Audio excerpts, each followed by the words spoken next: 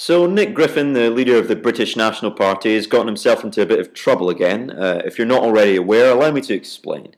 Basically, this gay couple turn up at a bed and breakfast, asking to share a room together. The couple running the bed and breakfast, however, are fundamentalist, bigoted, or as Nick Griffin would say, devout Christians. And so they decide to not let the gay couple in on the basis that they don't agree with their sexuality.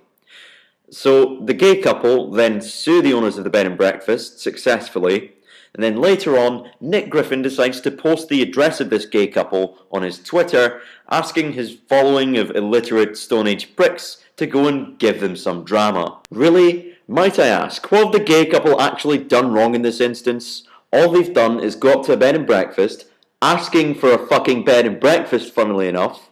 They've meant no harm, and they've been discriminated against because of their sexuality, and they're well within their rights to be furious about it. See, aside from the inherent racism and bigotry of the BNP, which is disgusting as it is, I'm just so irritated by how inconsistent they are. Why don't left and gay activists confront Muslims instead of picking on meek and forgiving Christians? Bullies are always cowards. This is the thing, isn't it? He's saying you've got to confront Muslims instead of picking on Christians. I bet you that if it were a Muslim couple running this bed and breakfast and they decided to refuse a gay couple service just for the fact that they were gay, Nick Griffin and his nationalist buddies at the BNP would be the first to call out the Muslims on that. Not because they give a shit about equality, as we can clearly see from this issue, but because they hate Muslims. Nick Griffin said that he's opposed to Islam because he finds it sexist towards women. As if he's some fucking messiah of equality, isn't he? You can't complain about Muslim discrimination and then say that you find Christian discrimination perfectly acceptable, because that's discrimination in itself, you irritating, hypocritical sack of lying shit. I also love the way you've worded that tweet, Nick. Whenever you call out Muslims on discrimination, you're being strong by standing up to them and confronting them. But when you call out Christians on discrimination, you're being a great big horrible mean bully, and it's not very nice. Just grow up and quit whinging like a cunt. When is it ever going to dawn on you how much of a massive dick you are? And by the way, you said that this was about people having the right to choose whomever they let into their own homes. You just don't understand this issue at all. It's a bed and breakfast. It's a business which is intentionally open to the public. I mean, literally, this situation is no better than racial segregation. If a restaurant didn't allow a gay couple in just for the fact that they were gay, would you accept that?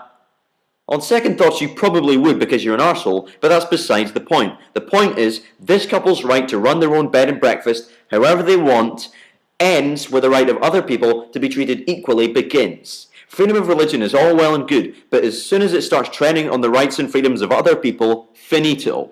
This couple said that they wouldn't be giving a room to any unmarried couple, gay or not, and they also said that they wouldn't be giving a room to any married gay couple either because they don't believe in gay marriage. If they're so fucking picky about who they let in, then why on earth did they decide to start up a bed and breakfast in the first place? Their beliefs are totally incompatible with their career choice. Either put your narrow-minded beliefs aside and do the job that you signed up for, or find a different career. It's not that difficult. It's not fucking rocket science. It's like, if you're a vegetarian, does it not go without saying that you shouldn't be getting a job in a fucking slaughterhouse? To do otherwise is the pinnacle of stupidity. Never before has the phrase, if you can't stand the heat, get out of the kitchen, been more relevant. Around the time of the riots last year, people who arranged riots over social networking sites received a 3-year jail sentence for inciting violence. Nick Griffin is quite obviously inciting either violence or hate crime here, there's no doubt about that. Why isn't he getting a fucking jail sentence? Is it because he's a politician, perhaps? I'm just absolutely disgusted that Nick Griffin is perfectly happy to point out the fact that various aspects of Islamic Sharia law are discriminatory towards women, and that because discrimination is against the law here, that we shouldn't have Sharia law. But when Christians are discriminating, suddenly discrimination becomes a fundamental human right. Yes, he genuinely said that. I'll leave a link to this hideous interview in the description.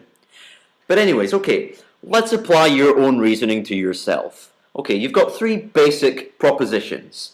Number 1, discrimination is a fundamental human right. Number 2, Christians can discriminate. Number 3, Muslims cannot discriminate. So, in order for these three things to be true at the same time, you have to accept the premise that somehow fundamental human rights don't apply to Muslims or that Muslims are subhuman. So, I'd say that you've dug quite a big hole for yourself here. Personally, I don't think discrimination is a fundamental human right, and I think if anyone suggests that it is, well, I'd have to say that that's a crock of delusional garbage. Neither Muslims nor Christians should be allowed to discriminate. End of fucking story. Now, before I finish this video, I'd like to say one thing to Nick Griffin. Grow a pair and stop playing the victim. You're not the oppressed, you're the one doing the oppressing, and you know it, so fuck off.